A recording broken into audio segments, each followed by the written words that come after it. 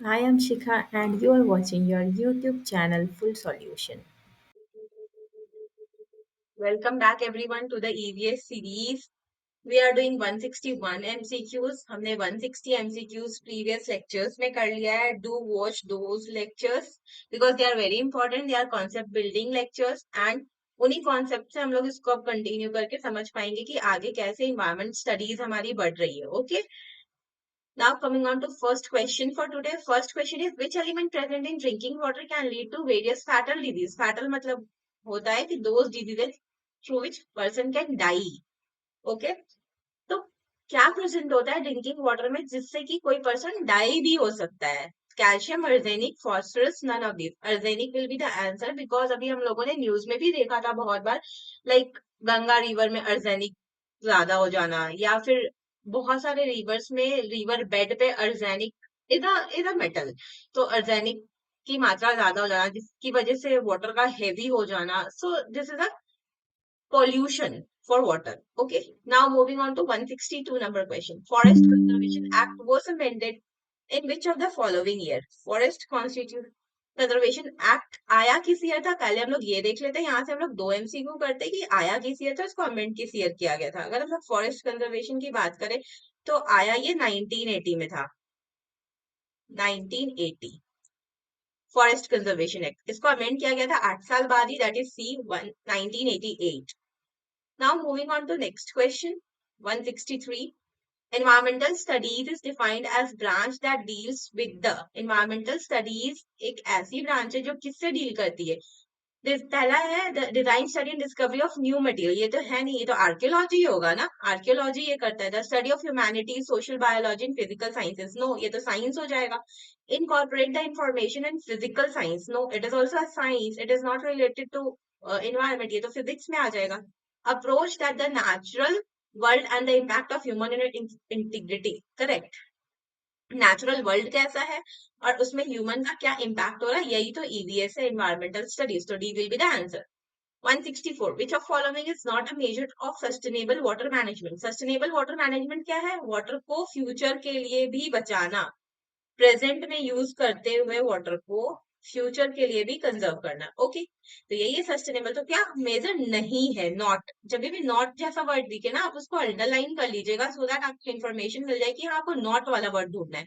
Preventing leakage from dams and canal. अगर इसको बचाएंगे हम लीकेज, तो ये तो यस होगा ना, ये तो करेक्ट है कि इससे तो आप सस्टेनेबल वाटर मैनेजमेंट कर पाएंगे. उसके बाद लिखा हुआ है reducing the rate of surface run of water. Surface run of क्या होता है अभी बताते हैं.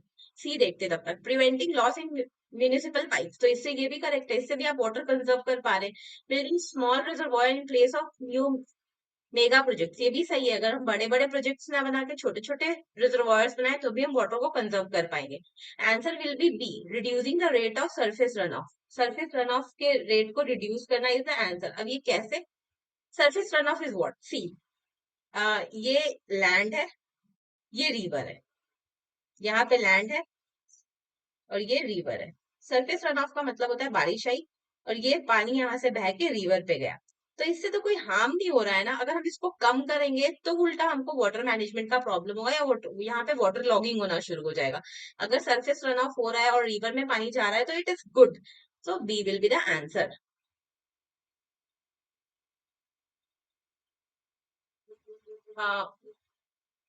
Next question, let me change the colour. 165. What is the world largest potential source of biomass energy? Biomass वो एनर्जी जो लिविंग थिंग से मिलती है. Bio. Animal waste, industrial waste, fibre industrial waste, fibrous waste.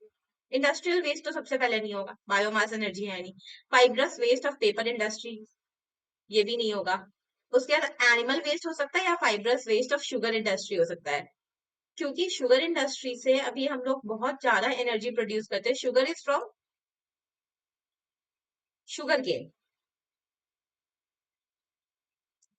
तो sugar केन का जो waste material बचता है उससे सबसे ज्यादा एनर्जी प्रोड्यूस की जा रही है, तो D will be the answer. Animal waste से भी एनर्जी प्रोड्यूस हो रहा है, बायोगैस वगैरह प्रोड्यूस हो रही है, लेकिन शुगर वाले का क्वांटिटी ज्यादा है.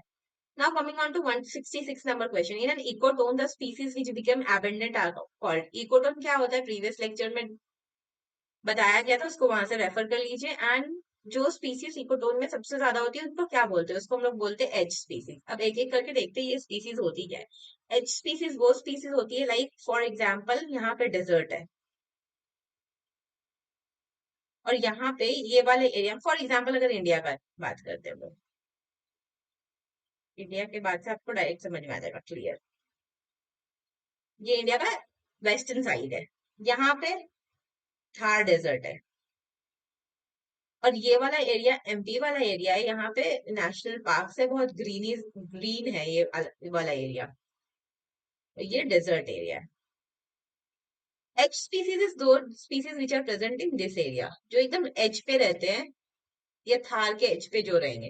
अब थार के एच पे क्या मिलेंगे आपको? कांटे वाले स्पीसीज मिलेंगे। एंड यहाँ एमपी वाले एरिया में यहाँ पे एच पे आपको ग्रीन फॉरेस्ट देखने को मिलेंगे। तो these are the edge species. Keystone species क्या होता है? इंपॉर्टेंट रोल जो प्ले करता है किसी भी इकोसिस्टम में, उसको कीस्टोन स्पीसीज बोलते हैं। एंडेमिक स्पीसीज इज जो स्पीसीज एक पर्टिकुलर प्लेस में फाउंड हो उसको एंडेमिक स्पीसीज बोलते हैं।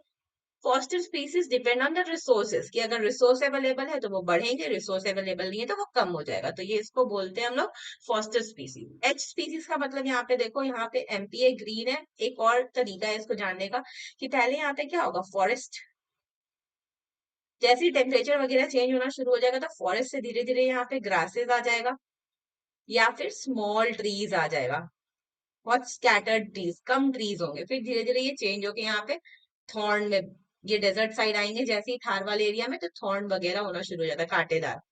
Okay. Now moving on to 167 number question.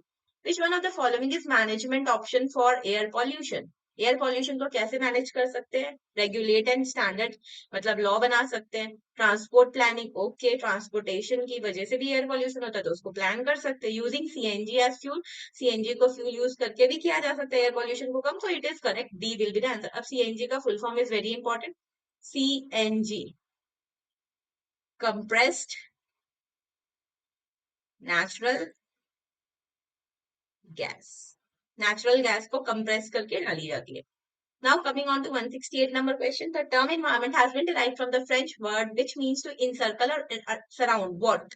तो environment एक फ्रेंच वर्ड से आया, सबसे पहला एमसीक्यू यही हो गया आपका। क्वेश्चन में पूछ लिया जाएगा environment किस वर्ड से आया, तो फ्रेंच वर्ड है ये। इसका मतलब होता है टू इनसर्कल और सराउंड, तो किसको इनसर्कल करना, तो ये कौन सा फ्रेंच वर्ड है, तो दिस विल बी environ, एन और वायरॉन, एन वायरन का मतलब होता है सर्कल, हो गया ना in circle. Okay, 169 which among the following is a climatic factor. Climatic factor कौन सा है? प्रेशर क्लाइमेट की वजह से, ह्यूमिडिटी क्लाइमेट की वजह से, टेम्परेचर क्लाइमेट की वजह से, तो D will be the answer.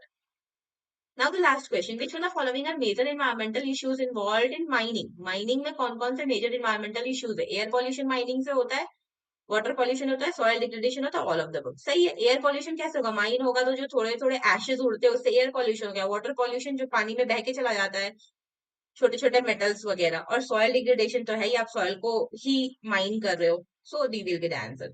Okay, now from 171 we will do in the next lecture. Thank you very much.